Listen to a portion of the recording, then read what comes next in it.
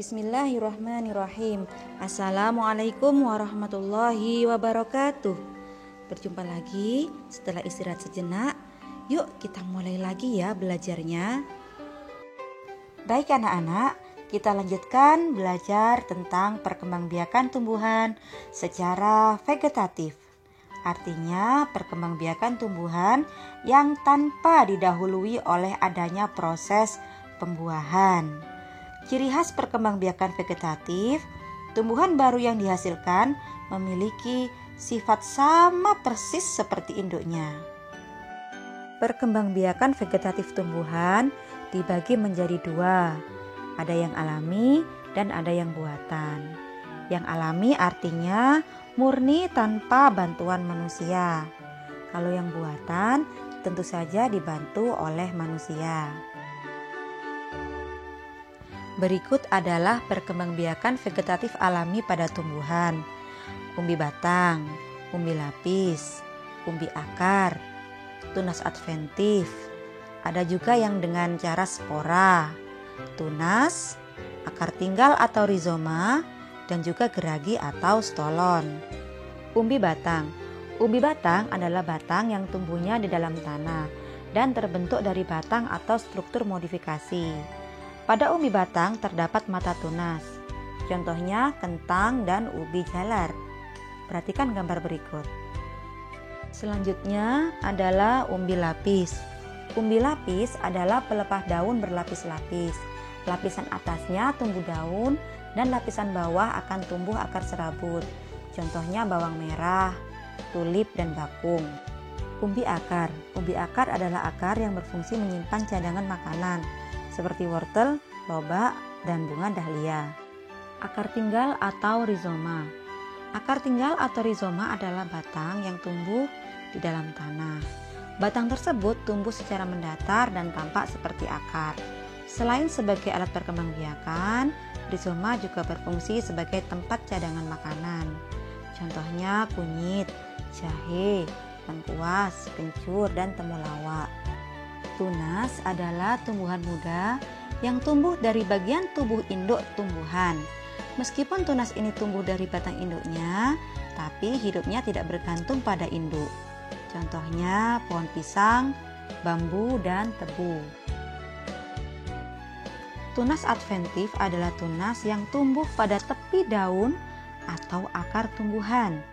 Jika ditanam pada tempat yang sesuai, tunas akan tumbuh menjadi tanaman baru. Contohnya cocor bebek, sukun, dan kesemek. Geragih atau stolon. Geragih adalah batang yang tumbuh dan menjalar di permukaan tanah. Bagian batang yang menyentuh tanah akan membentuk akar dan tumbuh tunas baru. Tunas itu tumbuh menjalar dan tidak bergantung pada induknya. Contohnya stroberi, pegagan, dan rumput teki. Spora adalah bagian tumbuhan yang berfungsi sebagai alat perkembangbiakan. Jika spora jatuh ke tanah akan tumbuh tanaman baru. Contoh tumbuhan yang berkembang biak dengan spora yaitu tumbuhan paku dan lumut.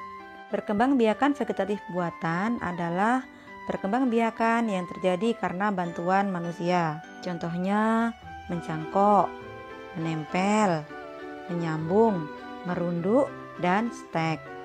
Mencangkok adalah memperbanyak tumbuhan dengan cara mengupas kulit batang induknya. Jenis tumbuhan yang dapat dicangkok adalah tumbuhan berkayu atau berkambium, seperti mangga, jambu air, dan rambutan. Keuntungannya, cepat berbuah, sifat sama dengan induknya, dan tidak terlalu tinggi. Tapi, dia pohonnya kurang kuat dan umurnya pendek. Batang yang dicangkok dipilih yang lurus. Pertama kupas kulit dan kambiumnya, kemudian tutup bagian yang dikupas dengan tanah dan dibungkus plastik atau sabut kelapa. Kemudian setelah ditutup, ikat dengan tali, dan yang terakhir siramlah bagian yang telah ditutup agar tetap lembab. Okulasi atau menempel adalah menempelkan mata tunas suatu tumbuhan ke batang tumbuhan lain. Tujuannya untuk menggabungkan sifat-sifat unggul dari dua jenis tumbuhan sebagai tumbuhan baru. Caranya, yang pertama membuat keratan pada batang bawah. Kemudian mengerat kulit kayu yang akan diambil mata tunasnya. Terakhir, mengikat mata tunas dengan menggunakan tali. Bagaimana? Bisa? Menyambung atau mengenten adalah menggabungkan batang bawah dengan batang atas dua tanaman yang sejenis. Menyambung bertujuan untuk menggabungkan sifat-sifat tanaman yang baik atau unggul sesuai dengan yang kita inginkan. Contohnya kopi, mangga, dan durian. Bagaimana caranya? Yang pertama, potonglah bagian batang dari tumbuhan satu. Kemudian potonglah bagian batang dari tumbuhan yang kedua. Sambungkan batang tumbuhan satu dan tumbuhan dua. Yang terakhir, ikatlah kedua batang tumbuhan tersebut. Lihat di gambar ya. Merunduk adalah memperbanyak tumbuhan dengan cara merundukkan batang ke dalam tanah. Syarat tumbuhan yang dapat dikembangbiakkan dengan cara tersebut adalah yang memiliki batang yang mudah dibengkokkan.